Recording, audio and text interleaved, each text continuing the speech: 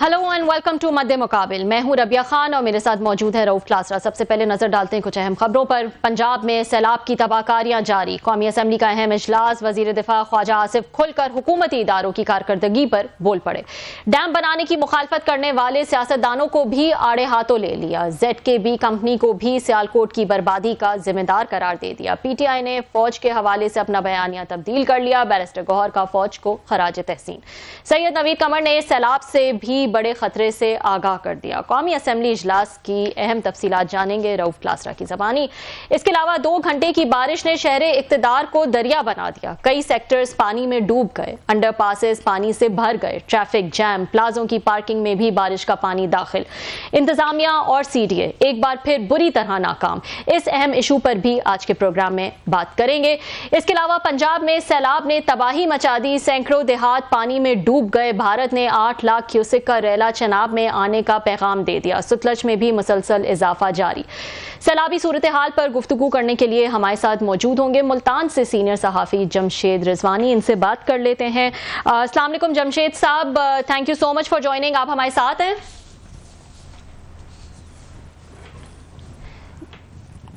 जमशेद साहब,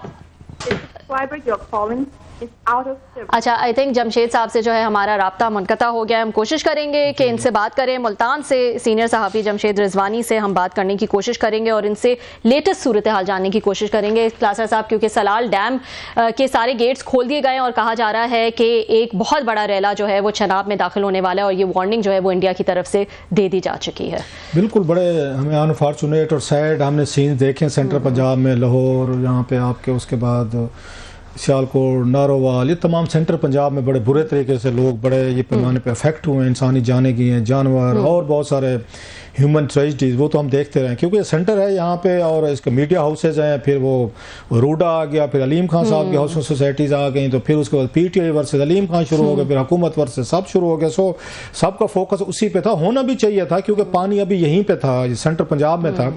अब पानी जो है आगे चला गया है, वो उसके चनाब और सतलज में चला गया, जो कि अब उसमें जाएंगे वहाँ पे आपके मुल्तान, मुजफ्फरगढ़, बहावलपुर, लोधरा और वो एरियाज जो है ना आगे, और फिर ये आगे सिंध की तरफ जाएगा। सो ये वो तमाम जो इश्यूज है जिसकी वजह से हम चाह रहे थे कि इस वक्त वहाँ पे क्या सिचुएशन है, मुल्तान में, मुजफ्फरगढ़ में, वहाँ पे क्या मतलब लोगों की कोई उनकी इवैक्यूएशन की गई है या कोई अभी आगे है। जमशेद हमारे साथ? जी, आई थिंक जमशेद रिजवानी हमारे साथ मौजूद है। जी, अस्सलाम वालेकुम जमशेद साहब, बहुत शुक्रिया ज्वाइन करने के लिए। जी वालेकुम सलाम। जी, क्या सिचुएशन है, हम आपसे जानना चाहेंगे। कहा जा रहा है कि बड़ा रेला जो है अब चनाब में दाखिल होने वाला है। 8 लाख क्यूसेक जो है वो बताया जा रहा है। क्या सिचुएशन आप बता सकते हैं इस वक्त? देखिए, जो 8 लाख क्यूसेक रेले की बात हो रही है, इस वक्त तक जो 5.5 लाख क्यूसेक रेला तरीमू पे मौजूद है और अभी ये पीक है कादराबाद के बाद तरीमू पर। तो अभी पीक वहाँ पे जो अभी रिसीव हो रही है, इतलात यहाँ आ रही है, वो 5.5 लाख क्यूसेक की हैं। तो और इससे पहले जो मुल्तान तक पहुंचा है मोहम्मद वाला जो ब्रिज है, उस वक्त तक अभी तक इरिगेशन के हुकाम ये बता रहे हैं कि इस वक्त हेड मोहम्मद वाला ब्रिज से जो रेला यहाँ से क्रॉस हो रहा है वो 1.5 से 2 लाख क्यूसेक के दरमियान है, जबकि जो तरीमू से चनाब का रेला अभी तवक्को की जा रही थी कि 8 लाख क्यूसेक होगा। तो अभी तक जो पीक है तरीमू पे वो 5.5 लाख क्यूसेक से ज्यादा नहीं है। अलबत्ता जो दरिया रावी का जो पानी अब शामिल हो रहा है मुल्तान अब्दुल हकीम जैसे हेड सिदनाई से, वो तकरीबन 90,000 क्यूसेक है। तो ये मिलाकर भी जो अगर ये पूरा पानी भी आता है इस वक्त तक की जो आदादो शुमार है उसके मुताबिक ये 6.5 लाख क्यूसेक से ज्यादा अभी तक तो नहीं रिपोर्ट हो रहा है। लग रहा है कि शायद ये गुजर रहा है, आज दोपहर से गुजर रहा है ये रेला, कल दाखिल हुआ था मुल्तान की हदूद में, लेकिन अभी तक इसने अपनी पीक पे नहीं आया है मुल्तान के दरिया चनाब का रेला और रावी का रेला। जी ठीक है, तो ये आगे किस तरफ किन किन इलाकों को अफेक्ट करता हुआ जाएगा? और दूसरा ये कि जिन इलाकों को अफेक्ट कर रहा है या जिसकी पेशन गोई की जा चुकी है, क्या वहां पे नकल मकानी करा दी गई है, हिफाजती जो भी इकदाम हैं वो लिए जा रहे हैं पहले से? देखिए, मुल्तान, बहावलपुर और डेरा गाजी खान डिवीजन, खास जो मुल्तान और बहावलपुर डिवीजन के जो अजला हैं वो इस वक्त सतलुज, रावी और चनाब के रेले की जद में हैं। अगर आप देखें तो सतलुज का रेला बढ़ रहा है हेड फाइनल वर्क की तरफ, इसी के से रावी और चनाब का रेला भी हेड फाइनल नेटवर्क की तरफ चल रहा है। और इस अंदाज देखें तो ये तकरीबन 8 से 10 लाख क्यूसेक का रेला है जो मुमकिन तौर पे पानीनद हेडवर्क तक पहुंच सकता है एक ही वक्त में। तो असल इशू ये है कि साउथ पंजाब में जितने भी जिले एडमिनिस्ट्रेशन थी उनको पहले से वक्त मिल गया था तैयारी का, इसलिए एवैक्यूएशन बड़े पैमाने पर मुल्तान डिवीजन में तकरीबन 5.5 लाख लोग एवैक्यूएट हुए हैं दरियाई इलाके के अंदर से। यही तकरीबन इसी से मिलते जुलते जो आदादो शुमार हैं वो बहावलपुर डिवीजन के हैं। तो ये अगर देखें तो सिर्फ इन 2 अजला में जनूबी पंजाब में अगर हम देखें इन 2 डिवीजनों में तो तकरीबन 7-8 लाख लोग हैं जो मुतासिर हुए हैं और ये बड़ी तादाद है। लेकिन ये सब वो लोग हैं जो दरियाई के हिफाजती बंदों के अंदर हैं जिनका इनखला किया गया है। और अब वहाँ पे जो आपको पता है कि दरिया के हिफाजती बंद के अंदर भी लाखों एकड़ जमीन है जो ज़ाहिर काश्त है और वहाँ सेटलमेंट्स भी हैं, वो मुतासिर हुई हैं। लेकिन लोगों के इनखला का मौका मुल्तान और बहावलपुर की इंतजामिया को मिल गया था। लेकिन जो अब बड़ा चैलेंज बनेगा वो पानीनद हेडवर्क्स पे इन तीनों दरियाओं का जो रेला अगले 2 से 3 दिनों में पहुंचेगा, वो अहम बात है कि उसको मुल्तान और बहावलपुर के डिवीजन की जो इंतजामिया है वो लोधरा जिला हो, मुल्तान जिला हो या बहावलपुर जिला हो, तो इसको कैसे देखेंगे। और उसके बाद ये रेला बढ़ जाएगा कोर्ट में राजनपुर की तरफ और दरिया सिंध में शामिल हो जाएगा। तो पंजाब का ये आखिरी हेडवर्क्स है जहाँ पर मेरा ख्याल है कादराबाद के बाद सबसे बड़ा पानी का रेला गुजरना है। और उसकी जो इंतजाम हैं वो अगर हम देखें तो पंजाब की हुकूमत को और इंतजामिया को अच्छा वक्त मिला है। लेकिन अगर पानी की इतनी बड़ी मिकदार में वहाँ पहुँचता है तो ये चैलेंज होगा कि कौन कौन से इलाके उस हेडवर्क को बचाने के लिए मुतासिर हो सकते हैं और बंद तोड़ने पड़ेंगे। इस वक्त तो बज़ाहिर लग रहा है कि जो मुल्तान से गुजरने वाला रेला मुमकिन तौर पे कोई बड़ी तबाही के बगैर गुजर जाएगा। सही, ठीक। जमशेद बहुत शुक्रिया। अभी ये उसमें अगर अभी कोर्ट कह रहे थे कि इंडिया ने कहा है कि मज़ीद जो है ना इसका पानी का रेला जो है ना पीछे से आ रहा है, क्योंकि इंडिया में खुद बहुत ज़्यादा बारिशें हुई हैं। हमारे यहाँ तो आपको पता है कंस्पिरेसी थ्योरीज अपनी जगह पे होते हैं, लेकिन इंडिया में हम फॉलो कर रहे हैं कि मकबूजा कश्मीर में या इंडियन पंजाब में या हिमाचल प्रदेश वगैरह में जहाँ से सारी चीज़ें हमारी तरफ शायद हेड करती हैं उधर बहुत भी तबाही हुई है, जो वीडियोस नज़र आ रही हैं। सो पानी वहाँ से भी मज़ीद आ रहा है। आप कह रहे हैं अब तक तो सिचुएशन ठीक थी, मज़ीद पीछे से अगर रेला इस तरह का आता है तो देन आप इसको कैसे फोर्सी करते हैं चीज़ों को वहाँ पे साउथ में? देखिए रूप साहब, एक चीज़ को समझने की जरूरत है कि उस वक्त जब रेला पहला जो स्पेल आया है, अगर हम ये देखें चनाब का या रावी का या सतलुज का, तो वो बहुत कम वक्त मिला था इन अदला में, कसूर में, लाहौर में और सियालकोट में। लेकिन अब रेले आप देखें ना हर जगह पर मराला पर क्या पोजीशन है, या आप अगर लाहौर के पीछे देखते हैं और या गंडा सिंह वाला ऐसा है कि जो एक मुसलसल 3 लाख क्यूसेक का रेला है जो मुसलसल वहाँ पे उसने मेंटेन किया हुआ है। लेकिन जो सलाल डैम की आप बात कर रहे हैं वो काफ़ी पीछे है और उसने बर वक्त इतला मेरा ख्याल है कि पाकिस्तान को मिल गई है। तो अब अगर वो रेला 8 लाख क्यूसेक का रेला सलाल डैम से निकला है तो उसने अभी बगलियार डैम आना है, फिर मराला पहुंचना है। उस वक्त तक काफ़ी पानी मेरा ख्याल है कि उसमें 2 से 3 लाख क्यूसेक कम हो जाएगा मराला तक पहुंचते पहुंचते। तो 5-6 लाख क्यूसेक पहुंचेगा। तो वो 5-6 लाख जहां मराला से तकरीबन 12 लाख क्यूसेक पानी गुजरा है, तो वहां 6 लाख क्यूसेक पानी जब गुजरेगा तो उसका उतना इम्पैक्ट, उतनी तबाही शायद नहीं होगी। अरे जमशेद ये बताइएगा कि मतलब यहाँ सेंट्रल पंजाब में तो बहुत सारी अफसोसनाक कैजुअल्टीज हुई हैं लोगों की, प्रॉपर्टीज़ की, वो तो खैर है इंसानों की बहुत, वो जैसे कह रहे थे कि प्रिपेयर नहीं थे शायद यहाँ पे, और वो साउथ को मौका मिल गया था। वहाँ पे तो कोई खुदा ना खास्ता अब तक कोई ऐसा रिपोर्ट नहीं हुआ कि सैलाब की वजह से कुछ लोग कोई उनकी कैजुअल्टीज हुई हों, या वहाँ पे कोई पानी में डूबे हों, या कोई या जानवर वगैरह या उनके घर और फसलें तो समझ में आती है, मैं इंसानी या एनिमल लाइफ की बात कर रहा हूँ। जी मेरा ख्याल है जो अभी तक जो रिपोर्ट्स हैं रूफ, ये 3-4 मुख्तलिफ वाक़यात हुए हैं पूरे 3 दरियाओं में। अगर हम देखें तो इससे ज़्यादा ये तादाद नहीं है। और ये इतने बड़े इलाके में जो सैलाब दरियाई इलाके से गुजर रहा है उसमें ये बहुत मामूली वाक़यात समझे जाते हैं, अगरचे कीमती जान होती है की, लेकिन जो एक बड़ी तादाद में नुकसान, जानी नुकसान का जो खतरा था उसे इंतजामिया ने तीनों, खासतौर पर दोनों डिवीजन की इंतजामिया ने इस वक्त तक काफ़ी कंट्रोल किया है। लोगों को ज़बरदस्ती निकाला गया है। तमाम इंतजामिया को, पुलिस को, रेवेन्यू स्टाफ को, इवन सुथरा पंजाब में जो काम करने वाले आउटसोर्स कॉन्ट्रैक्टर थे उनका जो स्टाफ था उन्हें भी इस्तेमाल किया गया कि लोगों को जल्दी से जल्दी वहाँ से निकालना है। तो इसकी वजह से जो नुकसान हो सकता था पानी का अभी तक जो रेला अगर हम देखें जो सतलुज में है या रावी में है, जो अब मुल्तान की तरफ है, तो उसमें जानी नुकसान की इतला उससे नहीं है, कोई ऐसा वाकया नहीं हुआ जिसकी वजह से। जमशेद, रिवायती तौर पर जो फ्लड्स आते थे मोस्टली हमारी साइड में वो दरिया सिंध की वजह से आते थे। वहाँ पे ये पूरी की पूरी बेल्ट जो है ना वो होती थी, इफेक्ट होते सिंध तक जाता था। जो आप बता रहे हैं राजनपुर के आगे फिर वो उसमें जाके मिल जाएंगे दरिया जो है। ये सतलुज और ये चनाब जो है मेरा ख्याल 92 में शायद आया था, मुझे याद पड़ता है शायद 2010 में भी इसी तरीके की चीज़ें हुई थी। अदरवाइज तो अब ये एक तरह की वो बन चुकी हैं, इन दरियों में पानी भी नहीं होता, ना सतलुज में है ना चनाब में भी उस तरह हमें नहीं मिलता। लोगों ने फसलें काश्त कर ली हैं, घर बना लिए हैं, सेटलमेंट्स हो गई हैं, उसका तो वहाँ से निकालना जैसे आप कह रहे हैं।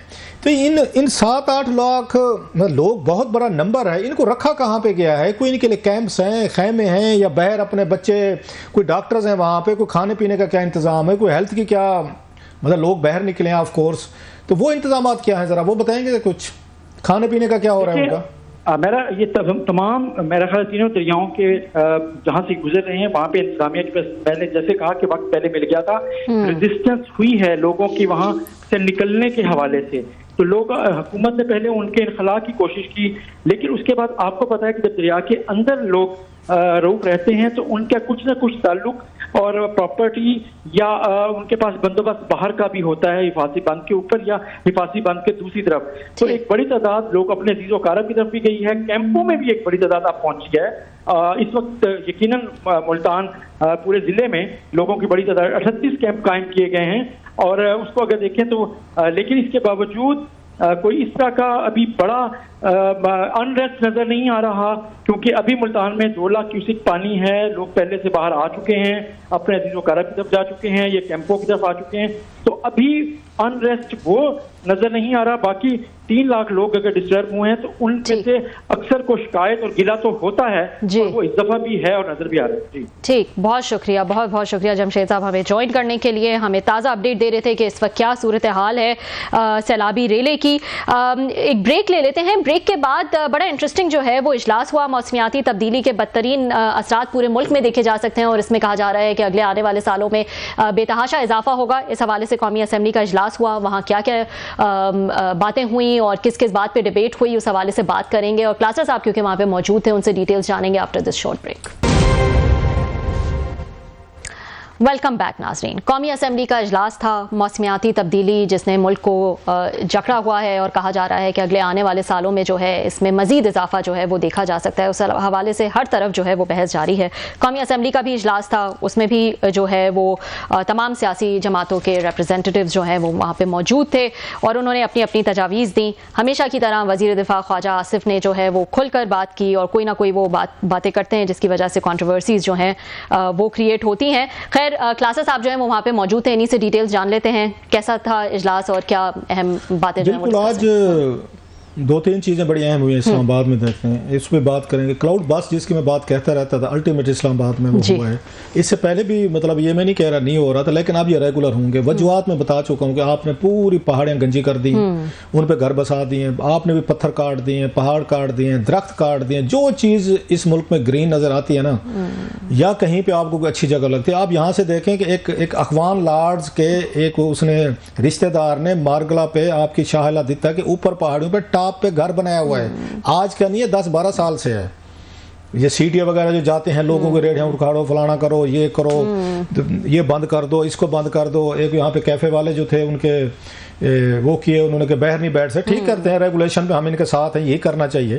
तो ये रेगुलेशन आपको उधर नहीं याद आते। अखवान वाल लॉर्ड्स का अजीज जो है वो ऊपर 10-12 साल से अपना घर बना के बैठा हुआ है, उस पर सीटिया को नजर नहीं आता सारी चीजों को। फिर ये दरख्त ही कटेंगे, पहाड़ कटेंगे, तो फिर तो आएंगी चीजें जो आज वहां पे उसमें कह भी रहे थे। बैरिस्टर गौर ने एक बड़ी अच्छी तकरीर की, मैं उसमें भी आता हूँ। मैं 2-4 चीज़ें बड़ी अच्छी, बैरिस्टर गौर की तकरीर, ख्वाजा आसिफ साहब की तकरीर, इज़हारुल हसन साहब की तकरीर, 1 by 1 मैं इन चीज़ों पे आता हूँ। तो फिर उसके बाद तो वही जैसे बैरिस्टर गौर कह रहे थे कि जनाब के लोग हमारे ऐसे पहाड़ आए वहाँ पे कि लोग दफन हो गए, पता ही नहीं चला गाँव था कि गाँव एकदम एक पहाड़ बन गया। अब जरा अंदाजा उनको मिजरीज का करें, बच्चे हैं, औरतें हैं, आप सोए हुए हैं, अचानक पूरे का पूरा उसने कहा जनाब के अगेन कुछ देर पहले ये सारे इंसान थे, उसके बाद सारे ये पहाड़ बन गए। ये उनके अल्फाज से इसी तरह मिलते जुलते मफहूम बता रहा हूँ। इसी तरह के इस्लामाबाद में तैयारियां की हुई हैं, आपकी CDA ने की हुई है, हमारे यहाँ हुक्मरानों ने की हुई है, हमारे ठेकेदारों ने की हुई है, हमारे बिल्डर्स ने, हाउसिंग सोसाइटीज़ ने। ये 2-4 दिन की बात है जो मुझे लगता है हमेशा होते हैं हमारे साथ। ये अभी जब तक सैलाब चल रहा है ना, ये कुछ दिन चलेगा। इसके बाद हम अगला काम क्या करेंगे, हम दुनिया पे हम दौरे पे निकल जाएंगे, शहबाज शरीफ साहब निकल जाएंगे, साथ में डेलीगेशन बनाएंगे, जाए अब दुनिया से ना मांग पीन के ले आएंगे, जनाब हमारे यहाँ सैलाब आ गया, हमारी इकॉनमी वो तबाह हो गई, हमारी ग्रोथ तबाह हो गई है, हमारे टारगेट्स वो हो गए हैं, लोग अब भूखे मार रहे हैं, फसलें तबाह हुई हैं, जानवर जो कि हुए हैं। इससे पहले ये कहते 2022 के, मैं आपको बता रहा हूँ कि हमारे यहाँ ये ब्यूरोक्रेसी, हमारे पॉलिटिशियन, जो हमारे जैसे लोग जो है ना इस मुल्क के साथ खिलवाड़ क्या खेल रहे हैं। 2020 में आपको याद हो, 22 में उस वक्त ये थे PDM की हुकूमत है, इन्हीं की हुकूमत है जब आया था ये, उसी में शहबाज शरीफ साहब वज़ीर आज़म थे और ये बिलावल भुट्टो साहब ये वज़ीर ख़ारजा थे। ये दुनिया भर में गए और $11 अरब के करीब की इनको वो हुई, इनको कमिटमेंट हुई कि जनाब आप लुट गए हैं, मर गए हैं, फिर हम आपको पैसे देंगे। मोस्टली जो है मैं हैरान हुआ, उस दिन ब्रीफिंग हुई है यहाँ पे पब्लिक अकाउंट्स कमेटी में, NDM ने और बाकी आके इदारों ने दी है। मोस्टली वो लोन था जो वहाँ पे कमिट किया गया, भी कर्जा ही लेना है आपने और बड़ा उन पे, तो फिर उसका तो कोई ऐसा कर्जा तो फिर आपने वापस भी करना है। चलो मान लिया कि आसान टर्म में दुनिया ने आपके साथ सिंपथाइज ही नहीं किया कि कुछ $1 मिलियन जो थे उन्होंने आपको ग्रांट दिया, बाकी सारा कर्जा लेकर आ गए। अगली बात उन्होंने कहा था कि आप हमें प्रोजेक्ट सबमिट करेंगे, बिल्कुल, और हमने नहीं किया। और हमारी ब्यूरोक्रेसी को, हमारे सियासी लीड को देखें, इन लोगों की प्रायोरिटी नहीं है कि आपको $10-11 बिलियन मिल रहे थे, इन्होंने जनाब उसके प्रोजेक्ट नहीं बना सके। मुझे आज तक याद है सऊदी अरेबिया यहाँ इन्वेस्टमेंट करना चाहता था, बड़े अरसे सऊदी अरब ये बात नहीं करता हम इन्वेस्टमेंट करना चाहते हैं। वजह क्या बताई गई थी, ये बाद में रिपोर्ट भी हुई थी, उन्होंने कहा आपकी ब्यूरोक्रेसी में कैपेसिटी नहीं है, ये प्रोजेक्ट बना नहीं सकते, एग्जीक्यूट नहीं कर सकते। एग्जीक्यूशन तो बात की बात है, आपकी जो ब्यूरोक्रेसी है, टेक्नोक्रेट्स हैं, प्लानिंग डिवीजन बैठा है, जो भी लोग हैं मुतलका वजारतों के, वो तो अलाउंसेस पे बैठे हुए हैं, वो तो अपनी तनख्वाहों पे बैठे हैं, पर्क्स एंड प्रिविलेज पे बैठे हैं। जैसे SCCP का हमने देखा 35-40 करोड़ रुपया उन्होंने बैठ के, 4 बंदों ने बैठ के आपस में मंजूरी करके ले लिया भाई। अभी मजीद ये खबरें सामने आ रही है, एक और वहां पे इंश्योरेंस कंपनी के साहब थे, उन्होंने 35-40 करोड़ उन्होंने ले लिया। अब आप उसमें मजीद और उसमें चीजें आना शुरू हो गई हैं कि मतलब अन्नी मची हुई है यहाँ पे कि बोर्ड बन गए हैं, CEO लग गए हैं, चेयरमैन हो गए। और उस दिन राशिद लंगड़ियाल साहब कह रहे थे कि जनाब ये जो जहाँ पे वारदातें हो रहे, फाइनेंस कमेटी की मीटिंग थी, मैं वहां पे गया था, उन्होंने जनाब ये वारदातें कैसे हो रही हैं, पहले बोर्ड जो है वो चेयरमैन की या MD की तनख्वाह बढ़ा देता है मल्टीफोल्ड, और पिछले 18 महीने से वो इसको अप्लीकेबल करते हैं, जैसे SCCP के आकिब साहब ने किया। 18 महीने पहले से उसके एरियर्स लिए हैं, उस वक्त से 1.5 साल पहले से मेरी तनख्वाह और पर्क्स बढ़ाओ। वो बढ़ाने के बाद बोनसेस लेते हैं, भाई आपको तनख्वाह मिल रही है, ये तनख्वाह किस चीज की, अगर बोनसेस लेने आपने, और बोनस करोड़ों में है यहाँ पे, और हर ही करते। पहले बोर्ड के वो जो मेंबरान है वो चेयरमैन की बढ़ा देते हैं, बहुत अच्छी परफॉर्मेंस, वेल डन, वो करोड़ों रुपए उसको न तनख्वाह मिल जाती है। और इतने, मैं तो एक कंट्रैक्ट में एक पढ़ रहा था किसी का, एक चेयरमैन साहब का, पढ़ते पढ़ते मैं बेहोश होने के करीब हूँ। हालांकि हम बहुत सारे कंट्रैक्ट पढ़ते रहते हैं, जितनी फैसिलिटीज, पार्क्स एंड प्रिविलेजेस दिए गए, शहबाज शरीफ साहब का दिल करेगा पढ़ के कि मैं ये छोड़ के जाके उस कारपोरेशन का जो मेरे नीचे है उसका मैं जाके MD लग जाऊं या चेयरमैन लग जाऊं।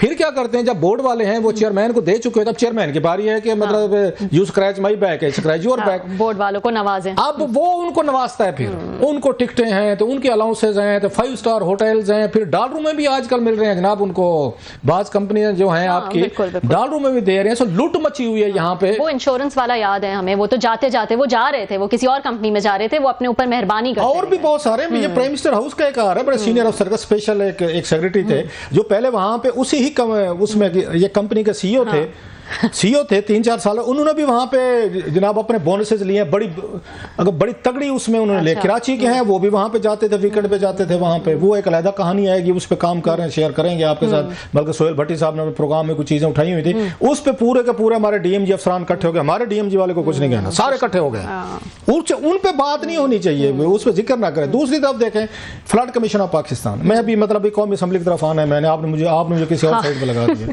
फ्लड कमीशन ऑफ पाकिस्तान, अंदाजा करें इस मुल्क में किसी ने नाम सुना है फ्लड कमीशन ऑफ पाकिस्तान का? मैंने नहीं सुना। आपने नहीं सुना? मैंने सुना तो हुआ था, मैंने एग्रीकल्चर बहुत सारे रिपोर्टिंग की है डान के लिए, लेकिन आजकल कहीं सुना है? नहीं।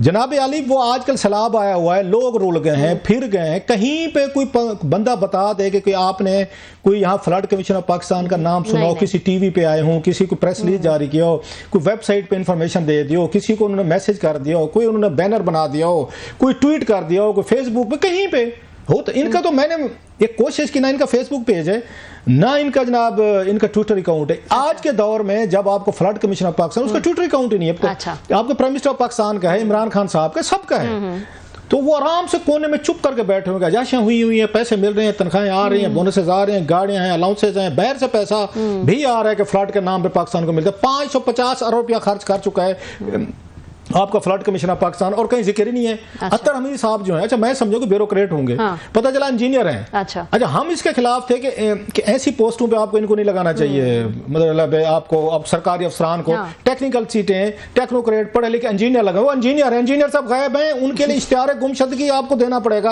अत्तर हमीद साहब आप सरेआम आ जाएं, मंजर आम पे आ जाएं, आपको कुछ नहीं कहा जाएगा।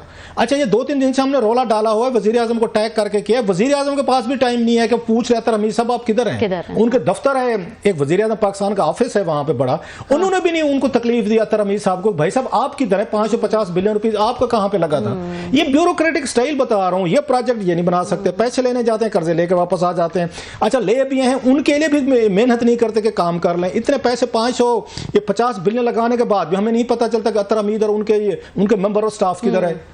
सो यहाँ तो इससे ज्यादा कोई मजे का मुल्क आपको मिलेगा। No coming to the point, please ये मजे की बात हुई। आई ख्वाजा आसिफ साहब he was on fire as usual. बिल्कुल उन्होंने जो मतलब बातें की हैं, जो बातें ठीक करते हैं, लेकिन बात एग्जीक्यूशन वाला मसला है। ये पावर तो आपके पास है, आपके मेरे पास तो नहीं है, हमारे कैमरामैन भाई के पास है। वो आज इंकशाफ कर रहे थे कि ये बात हम पहले भी कहते थे, this is called elite capture. एक दौर होता था सेनेट में, मतलब 55-60 साल वाला बंदा भी आ जाता था, जवान समझा जाता था। 60 साल वाला ये जवान है यार, मतलब उस वक्त क्राइटेरिया ये रखा जाता था कि कम से कम मतलब 50 से ऊपर तो हो ना, 60-70 वाला, बस 70 वाला समझा जाता था कि इसको सेनेट में होना चाहिए। एक सेनेट का मकाम था, काउंसिल ऑफ द एल्डर्स है, बड़े पढ़े लिखे लोग, बुजुर्ग लोग, जिनको चीजों का पता था, बड़े बड़े नाम है, मैं लेने पे आऊं तो आपको मतलब सुनता जाऊं। अब देखें कैसी एक मतलब वो हुई है। उस दिन हमारे साथ आपको याद होगा यहाँ पे थे, उन्होंने मानी थी ये बात कि सेनेटर्स का ये जो म्यार जो है ना बड़े बुरे तरीके से डाउन हुआ है। अब 25-30 साल वाले या 35 वट एवर जो भी उसकी मेरा ख्याल इतनी लिमिट है, उसको आ रहे हैं, ये ठेकेदार आ रहे हैं, बिल्डर्स आ रहे हैं, कॉन्ट्रैक्टर आ रहे हैं, पैसे वाले आ रहे हैं। जिसके पास पैसा है वो सेनेटर बन सकते हैं, कभी कुछ अर्सा पहले नहीं था। अब ये सारा सिस्टम रिग्ड हो गया। इनको कौन ला रहा है? ये सियासतदान ला रहे हैं अपनी पार्टी को। लेकिन ख्वाजा साहब ने जो आज बात की, जिस कंपनी का वो जिक्र कर रहे थे कि बलूचिस्तान की कंपनी 1970 में बनी थी, उसका कह रहे थे जनाब इसको पूरे मुल्क में कॉन्ट्रैक्ट मिले हैं। उन्हीं का कह रहे हैं कि उन्होंने अपना सेनेटर बनवा के भी भेज दिया जनाब, इसमें उनका सेनेटर भी आ गया है वहां पे। अब सेनेट में अपने साफ ज़ाहिर है वो अपने इंटरेस्ट वाच करेगा।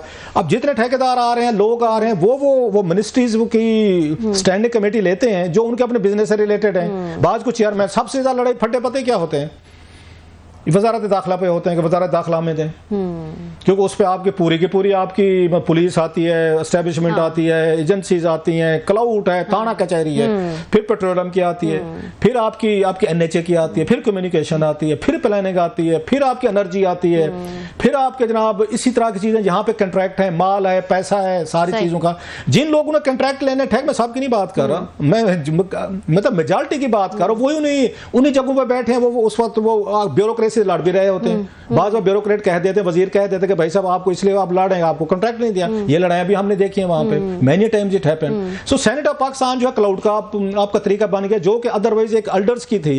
आज खाई साहब कह रहे हैं कि जिस कंपनी ने हमारा ये उसको डबो के रख दिया सियालकोट को सारा, वो सेनेटर बन गए हैं। उन्होंने इनको किसने बनाया है? किसी पार्टी के शामिल थे या कोई बहुत बड़ी पॉलिटिकल मूवमेंट इन्होंने लॉन्च की थी, लोगों में मशहूर थे। मैं तो नाम ही नहीं जानता, पता नहीं किसका जिक्र कर रहे हैं, सीधा नाम उन्होंने भी नहीं लिया, नाम का मुझे पता भी नहीं होता तो मैं जरूर बता देता मैं। तो भाई सब ऐसे लोग वहां पे आ गए। ये दूसरी चीज। तीसरी ख्वाजा साहब ने कहा, उन्होंने अहमद नदीम कासमी साहब का शेर पढ़ा कि जिसका मफहूम ये था कि लोग बर्बादी खुद करके ना सारी चीजें ये आपका मलबा जो है ना कुदरत पे डाल देते हैं कि हमारा कोई कसूर नहीं है, कुदरत कसूर। आजकल एक और भी हमें एक्सक्यूज मिला है जो उन्होंने एहसन इकबाल साहब ने दिया था, वो मतलब सियाने आदमी समझदार हैं, इंडिया से। आजकल तो वही है ना, मतलब यूजुअल सस्पेक्ट तो वही है कि आजकल इंडिया पे डाल दोगे, इंडिया ने पानी भेजो भाई, इंडिया से अपना पानी नहीं संभाला जा रहा, वहां पे सैकड़ों बात हो चुकी है, आपका पानी कहां पे संभालेंगे? वहां पे वो तो आना था, आपने मैनेजमेंट क्या किया? जो खालिद साहब ने सवाल आते, दरिया के बेड जो है, मतलब मुझे समझ नहीं आती दरिया की जमीन किसकी होती है भाई? पहाड़ों की जमीन कैसे किसी को अलाट की गई है भाई? ये दरिया की जमीन है, दरियाई जमीन तो हमेशा अलहदा रखी जाती होती है, कब्रिस्तान की जमीन हो, पार्क्स की हो, हॉस्पिटल्स की हो, दरियाओं की हो, पहाड़ों की हो, ये तो आपकी मतलब है किसी हाउसिंग सोसाइटी वाले भी नहीं उसको यूज कर सकते कि उसी काम के लिए करेंगे। हाउसिंग सोसाइटीज वाले उनको शामलात की जमीनें कहा जाते हैं, उन्होंने भी उन पे वो बना दिए हैं, कब्रिस्तान की जमीन पे उन्होंने प्लाट बना दिया, उन्होंने पार्क पे बना दिया, उन्होंने जनाब नदी नाला था उसको बराबर कर दिया, उन्होंने उसको आके उसको रेगुलाइज कर देगा, प्लाट बना के बेचो। हर शय तो आपने प्लाट बना के बेचना है। दरिया भी बिक गए हैं, पहाड़ भी बिक गए हैं, नदियां भी बिक गई हैं, उन्होंने सवात में बेड जो था उसमें होटल बन गए पीटीए के लोगों का। उन्होंने कहा तो पंजाब में देख लें आपने क्या किया है कि रूडा को देख लें, अब आपकी हुकूमत है, मरियम नवाज साहबा भी रूडा के उसमें चला रही है, मोहसिन नकवी साहब ने भी चलाया, इससे पहले उन्होंने परवेज इलाही साहब ने चलवाया, उस्मान बुज़दार साहब ने चलाया, इससे पहले वो कहते शहबाज शरीफ साहब के दौर में स्टडी हुई थी, लेकिन जहां तक मेरी इत्तला है कि शहबाज शरीफ साहब में स्टडी जरूर हुई थी लेकिन प्रैक्टिकली काम नहीं हुआ था, काम बाद में शुरू हुए हैं अभी तक, लेकिन आज भी वो मरियम नवाज साहबा के उसमें जारी किए हुए हैं। सो आपने खुद दरिया भी हवाले कर दिए हैं, पहाड़ भी दे दिए हैं, दरियाओं के बेड भी दे दिए हैं, किनारे भी दे दिए, आज आप सारे मिलके रो रहे हैं ओए होए होए। और फिर आपके पास इतनी जो है पावर्स हैं और आप ही विक्टिम बने हुए हैं, आप ही शिकवा कर रहे हैं, तो फिर आम आवाम जो है वो किससे शिकवा करेगी अगर वो खुद ही जो है वो शिकवा करते फिर रहे। ये तो होता है नेक्स्ट लेवल पॉलिटिक्स। तो ये ना कि मतलब है कि वो है ना कि मीर क्या सादा है वाला हिसाब है ना कि जनाब के जिसके, अब मैं पूरा शेर नहीं पढ़ता, मतलब उसका ये है कि जिसके हाथों बीमार हुए उसी ही अतौर के लड़के से आप अब जाके दवाई ले रहे हैं। मतलब आप लोगों ने चीजें ठीक कर, आपने अपने वोट लेने के लिए यहाँ नजायज तजावुज़ात करवाई हैं, अपने वोट लेने के लिए आपने कहा जिसका जो दिलचस्प घोड़ा दौड़ाओ, वो सुनते थे ना कि अंग्रेज दौर में आए थे तो उन्होंने यहाँ के लोगों को जो लॉयलिस्ट थे उन्होंने कहा घोड़ा दौड़ा जहां तक दौड़ सकता है दौड़ा, ये सारी जमीन तो आपकी है। आपने अब लोगों को, पब्लिक को, मतलब हाउसिंग सोसाइटीज वाले भी एमएनए बन गए, हाउसिंग सोसाइटीज वाले भी अब आपके वो फंड भी करते हैं, डोनेशन भी देते हैं, चंदा भी देते हैं, पैसे, गाड़ियां, अब लैंड क्रूजर, आप कलेक्शन के दिनों में माल पानी भी लगाते हैं। No they are part of the game, सारे हम मीडिया वाले भी शामिल हैं। तो सारा ये तो एक अनहोली अलायंस बन चुका है, सिविल मिलिट्री ब्यूरोक्रेसी हो, हम सियासतदान हो, फिर आपके उसके बाद ठेकेदार हो, बिल्डर्स हो, मीडिया हो, हम सारे मिल गए हैं। और जब इस तरह के सलाब आते हैं हम सारे मजलूम बन के 2-4 दिन मुंह अपना थोड़ा सा वो उदास बना लेते हैं, ज्यादती होगी, नहीं होने चाहिए, देख लेंगे, कर लेंगे। मैं आपको शर्तिया कहता हूँ कि एक हफ्ता मैं आपको ज्यादा से ज्यादा देर, अल्लाह करे आराम से चीजें गुजर जाए, किसी को याद ही नहीं होगा ख्वाजा साहब की तकरीर, ख्वाजा साहब को खुद नहीं याद होगी।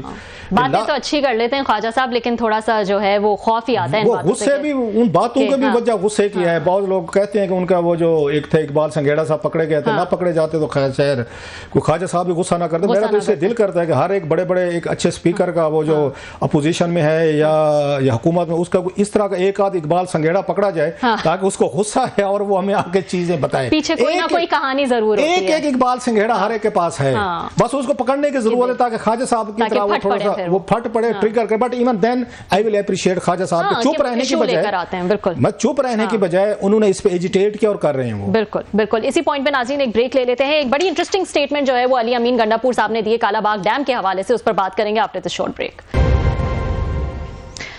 वेलकम बैक नाजरीन। जिस तरह से फ्लड्स ने जो है पूरे मुल्क को मुतासिर किया हुआ है, वहाँ एक नई बहस ये है कि क्या हमारे पास डैम्स की कमी है। इस हवाले से अभी अली अमीन साहब की जो है, जो कि केपी के सीएम है, उनकी बड़ी इंटरेस्टिंग क्लासर साहब स्टेटमेंट आई है, जहाँ एक अरसे से कालाबाग डैम को तमाम पार्टीज़ ने ऑलमोस्ट जो है वो अपोज किया है। आज अली अमीन जो है वो कह रहे हैं कि ये हमारी ज़रूरत है। उनका कहना है कि हमें सियासत को छोड़कर जो है वो फ्लड मैनेजमेंट और वाटर सिक्योरिटी के हवाले से सोचना चाहिए, और कालाबाग डैम जो है वो बहुत ज़रूरी है मुल्क के लिए। ये आज पीटीआई को पता नहीं क्या हुआ है, मतलब बैक टू बैक ये खबरें आ रही हैं जो बड़ी पॉजिटिव खबरें हैं। अगर पूरे मुल्क के पर्सपेक्टिव से देखा जाए, मे बी उनके खिलाफ कल से कोई आएंगी, मेरा ख्याल है जवाब आएगा, कोई ना कोई सिंध से स्पेशली जवाब आएगा, उनको बड़ा सख्त आएगा, इवन खैबर पख्तूनख्वा से भी आएगा। उसकी वजह यह है कि इस पर तो कोई बहस की बात ही नहीं है कि डैम्स आपको चाहिए। आज भी बड़ी बात हो रही, ख्वाजा आसिफ साहब ने कहा, बाकी उन्होंने भी कहा कि छोटे डैम बना लें, या बाकी जो बन रहे हैं, मतलब जब तक बड़े डैम में आपको 15 साल लगते हैं अपनी नस्लों के लिए ज़रूर बनाएं, लेकिन अभी आपको छोटे छोटे डैम जहाँ बन सकते हैं वो बना लो। यहाँ तो आप नहर नहीं निकाल सकते, छोटे से डैम बनाना तो दूर की बात है। और जहाँ पे ऑलरेडी पानी है वहाँ पे आपने सोसाइटियाँ खड़ी कर ली हैं और खुद चोलिस्तान जाना चाहते हैं कि वहाँ पे काश्तकारी करें। सियाने तो हम इतने हैं। अब इनका ये बयान देना, ये बड़े अरसे बाद कोई वहाँ से खैबर पख्तूनख्वा से, अभी सिंध का इस पे रिएक्शन आएगा मेरा ख्याल है, बिल्कुल हाँ। वो देंगे इसको, बड़ा सख्त रिएक्शन आएगा, वो नहीं मानेंगे डेफिनेटली तौर पर, उनके अपने रीजनिंग है वटएवर जो भी है। अब ये बड़े अरसे बाद इवन खैबर पख्तूनख्वा का कोई वजीर आला इस तरह की ऑफिशियल पॉलिसी स्टेटमेंट दे रहा है। सो ये बहुत सारे लोगों के प्रेजेंट सरप्राइज भी है, एक इसको अप्रिशिएट भी किया जाएगा। दो खबरें हैं ना जो मैंने कहा जो आज मतलब पीटीआई की तरफ से अच्छी आई हैं, मतलब बड़े लोगों के लिए। एक आज वहाँ पे उन्होंने बैरिस्टर गोहर साहब ने आर्मी की बड़ी तारीफें की हैं, कौमी असम्बली के सेशन में बैठा हुआ था, सुन रहा था। इवेंट आल सैल्यूट किया, खराज तहसीन पेश किया जी हमारे बुनेर में दीगर इजला में आए हैं और इन्होंने बड़े पैमाने पर लोगों को बहाल भी किया, रेस्क्यू भी किया है, इनको वहाँ से इनको ढूंढा भी है, मलबे में से अपने स्नाइफर डॉग्स वगैरह लेके गए, फूड मेडिकल इंजीनियरिंग सब कुछ किया। He was full of praise for the army और सैल्यूट किया उन्होंने, आर्मी की वजह से लोग हमारे बड़े खुश हैं। इस वजह से मेरा ख्याल जो ये खैबर पख्तूनख्वा में जो सेंटर है उनका मरकज इमरान खान साहब की सपोर्ट का और एस्टेब्लिशमेंट के खिलाफ ही रहते हैं। इन बातों से इस तकरीर से बड़ा फर्क पड़ेगा उनको, और जो फौज ने वहाँ पे कार्रवाइयाँ की हैं पॉजिटिव किस्म की, उसका भी इम्पैक्ट अब हमें नजर आना शुरू हो गया है खैबर पख्तूनख्वा में जो आज उन्होंने तकरीर की। सो अच्छी चीज़ है, खबर वो थी। दूसरी अली अमीन गंडापुर साहब जो हैं उन्होंने बात किया डैम के हवाले से। मैं फिर कहता हूँ इट्स ए कंट्रोवर्शियल इशू, उस पर बहुत सारी डिबेट्स होगी, लेकिन उन्होंने तो कह दिया कि एक सूबे का वजीर आला जो है एक बच गया, अब जिसको राजी करना है वो है आपका सिंध। हाँ। अब ये पहले तो ये भी नहीं होते थे आपके, ये क्या कहते हैं, खैबर पख्तूनख्वा वाले भी नहीं होते थे, बल्कि इनकी जो ज्यादा अपोजिशन की वजह थी तो उसके जवाब में कुछ लोग ये भी कहते थे कि ये जो वहाँ पे हमारे पश्तून नेशनलिस्ट हैं जो कहते थे शहर डूब जाएगा और फलान हो जाएगा, हम नहीं करेंगे, बला बला चीज़ है, लोग डिसलोकेट हो। उसके पीछे वो कहते हैं कि काला बाग जो है ये पंजाब में है, मियाँ वाली के करीब है, अगर इसको खैबर पख्तूनख्वा का हिस्सा बना देते तो इतराज़ खत्म कर देते, because it's all about the reality. अभी तरबेला की जैसे रियलिटी लेते हैं ना, बड़ी इसका पैसा है, यस ये तो रियलिटी का मसला था ना। फिर ये रियलिटी सारी बिजली वगैरह की जो पैदा होनी थी या उस पानी वगैरह की वो पंजाब को जाती, ये जैसे तरबेला के जाते। सो वो कहते हैं कि अब इस वजह से भी अपोजिशन हो रही थी कि इसकी रियलिटी पंजाब को जानी, हमने नहीं जाने देनी, तो इसे डैम ही ना बनाओ, नंबर एक। दूसरी ये है कि बड़े अरसे बाद 70s के बाद पहली दफा आफ्टर 50 years मोर ये साउथ ऑफ जो खैबर पख्तूनख्वा से कोई आपका वो बना है, कोई चीफ मिनिस्टर बना है। अब तक मोस्टली जो बनते रहे हैं वो सारे आपके पश्तून स्पीकिंग जाते हैं, ये भी पश्तून स्पीकिंग है, लेकिन ये इन पर सराइकी स्पीकिंग का ज्यादा इंपैक्ट है इन पे। ये जो अगर अली अमीन गंडापुर साहब हैं, सो साउदर्न जो आपके डिस्ट्रिक्ट्स हैं वो आपके इधर वाले डिस्ट्रिक्ट जो है बाहर आपके सेंटर हो या नॉर्थ हो आपका ये जो है इसका खैबर पख्तूनख्वा का, इनके साथ उनके वो अलाइनमेंट नहीं रही, बल्कि वो ये शिकायत करते थे कि हमें डेवलप ही नहीं किया गया। साउथ के जो आपके इजला हैं, आपके डेरा इस्माइल खान और बाकी जो सारे वहां पे, सो उनका भी ये उन्हें लगता है कि हमारी साइड पे जो डेवलपमेंट होनी थी, चीजें होनी चाहिए तो वो नहीं हुई। सो ये बयान कोई पश्तून आपको मतलब प्योर पश्तून मीन में और मीनिंग में कह रहा हूँ, लोग समझ रहे होंगे, वो जो थे वो कभी भी वजीर आला ये बयानात ये ना देते, ये क्योंकि इधर से हैं, एक अपने आप को मतलब सराइकीज के साथ ज्यादा कनेक्ट समझते हैं, सराइकीज हक में है, पूरा पंजाब इस हक में है, तो लिहाजा वो उन्होंने जो बयान दिया है इस पे ये कंट्रोवर्सी जनरेट होगी, लेकिन इसके पीछे रीजनिंग वही है जो मैं बता रहा हूँ कि इनका ताल्लुक उस बेल्ट से नहीं है, उन लोगों से नहीं है जो इनके अपोज करते रहे। ये 50 साल बाद उस एरिया से कुछ चीफ मिनिस्टर आया है, सो उन्होंने बयान दिया, लेकिन वही वाली बात आज पीटीआई के लिए कंपैरेटिवली अच्छा दिन था। थोड़ा सा रुख दूसरी तरफ जो है वो थोड़ा सा इन्होंने एक और साइड बदली है, बल्कि चीफ मिनिस्टर साहब ने तो ये भी कहा है कि हम कंट्रीब्यूट भी करेंगे to the construction of Kalabagh dam. तो इस किस्म की स्टेटमेंट्स जो हैं वो आज अली अमीन ने दी हैं। आज के लिए नाजरीन इतना ही, कल आपसे फिर मुलाकात होगी।